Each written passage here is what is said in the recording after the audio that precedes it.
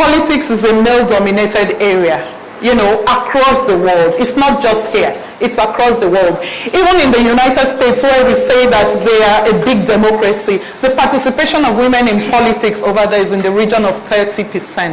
In fact, in Africa, there are countries that are leading. If you talk about a country like Rwanda, Rwanda has 61% of women in parliament.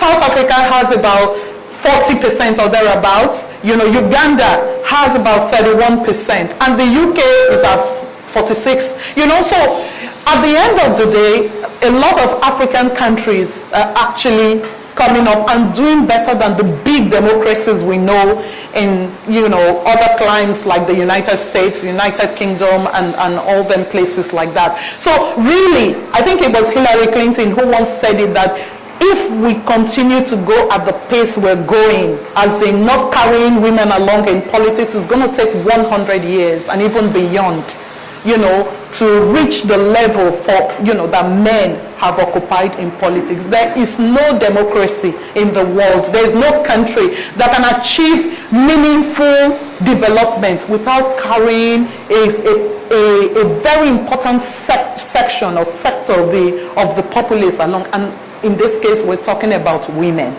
You know, we're talking about women. I just want to give you, you know, some statistics from when Nigeria returned to democracy in 1999. And these statistics I want to give you, they're basically for the National Assembly, not, you know, the states. So in the National Assembly, we have the Senate and we have the House of Representatives.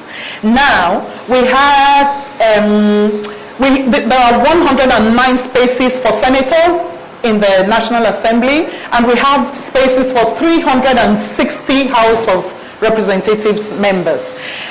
In 1999, there were 7 women. Now, I'm giving you the statistics of women that were elected. Some of them were still removed from the courts, or through the courts, when the matter, you know, went to the court. But what we have here is in 1999, 7 women were elected into the Senate, and 7 women into the Senate, 7 women into the House of Representatives. So in the National Assembly, out of 469, we had only 14 women. In 2003, Senate 4 women, House of Representatives 21 women. That's 25 in the National Assembly in 2003. In 2007, we had 9 women for Senate and 27 women House of Representatives.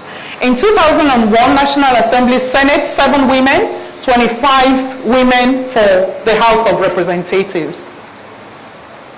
In 2015, I beg your pardon, 5 women for the Senate and 14 women for the House of Representatives. Let us come back home to Edo State, okay? In Edo State, in 2017, we have 1 woman in the House of Assembly among their 24. So 23 men, 1 woman. And that is what it has been in the last 3 democracies. As in, go back 12 years. Yeah. Commissioners, 3 women. I'm talking as of today. There are 3 commissioners that are women, and out of a total of 18. There are 7 special advisors that the governor has appointed. 1 is a woman. There are about 55 senior special assistants. 8 of them. Yes, there are 8 now because the SDGs lady, Ms. Sifweko Alufoka, she's the 8th person. So 8 senior special assistants. And then we have 192 wards in Edo State. The governor picked a special assistant from each of those 192 wards. 28 of them are women. So you can see that in Edo State as well, it is work in progress. We still have, you know, we have a long way to go. What I'm just trying to say basically is that it is really impossible You men that are here, I would have loved to be talking to women because I like to speak as an encourager, as a motivator, as somebody, as an inspirator, somebody who carries people along. I came here this afternoon, permit me to recognize the presence of my sister, Golda Oribabo, a sister in the struggle who is also a politician like myself. Once I said in my church that I work in politics, and my pastor corrected me because he knows that I'm deeply into politics. He said, no, don't be ashamed and don't be afraid to say that you're a politician. Because in Nigeria, we have a way of saying politicians are this, they are that, politics is dirty, politicians are thieves, politicians are that. People will quickly remind me that the only time we've had a female Speaker of the House of Representatives, Patricia Ete, she did this, she did that, before Patricia Ete did whatever she did, you know that men have killed us silly. That is the truth. And in my place, they say that a river kills somebody doesn't mean you don't drink water anymore. That is just who she was, unfortunately. It does not say that all women are like that. Hey, Dineji Bankole, he was being harassed for 40 billion naira. We're talking about 623 million that Patricia Ete was modeled, had her hands soiled in. You cannot compare 40 billion and 623 million. I'm not supporting theft.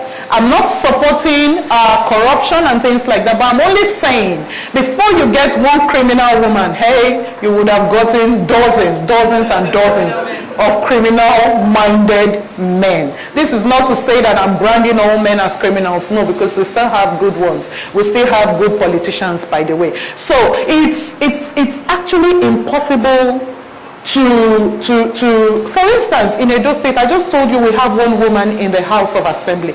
Tell me, when 23 men are going to vote, how do you think that woman will vote? She will be on her own. Once upon a time, I was a local government secretary in my local government, and we had 18 local government areas in Edo State. I was the only female secretary. So I had 17 contemporaries, 17 colleagues. At the end of the day, yes, I was the one who harnessed that team. I brought them together and we set up a structure of local government secretaries. But just saying that it was not a simple task, being the only one, that had that, opportunity to be a female secretary. So now, what can we do, basically, because I know my time is running out. How do we change the narrative? That's what I'm saying. How can we come to a point where women have been agitating for 35% affirmative action in decision-making, areas? But recently, the National Assembly actually threw that petition out. So we're back to square one. Where are we if we keep treating women like this? How many men would allow their wives go for nocturnal meetings and things like that? So these are challenges that women are facing. So I'm directly speaking to the men here who are hearing me, that for us to arrive at any meaningful progress in this country, we must carry women along. It's a given.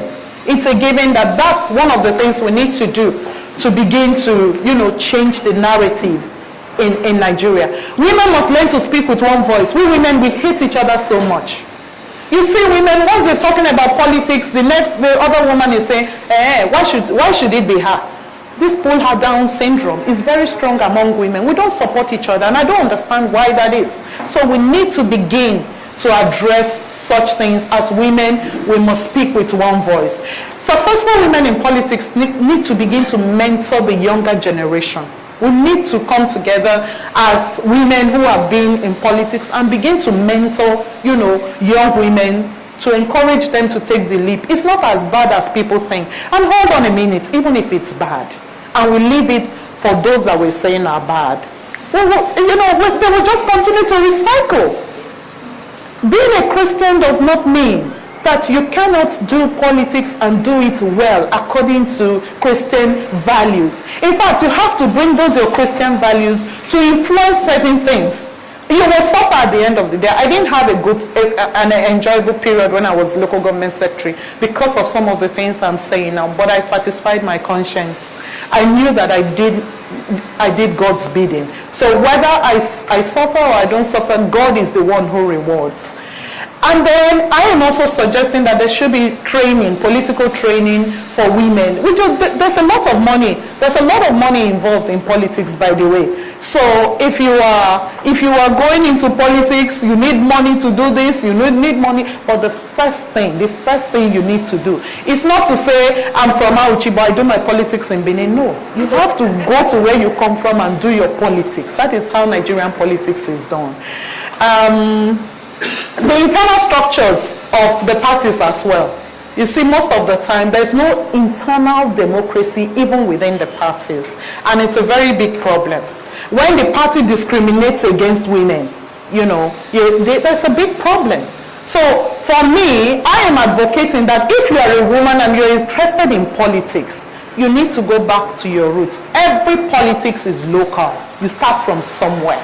You don't go to the top and say, I want to be governor of Edo State, or I want to go to the Senate. How have you parleyed with the people at the grassroots? That is the beginning. Yes, you must go back to your roots.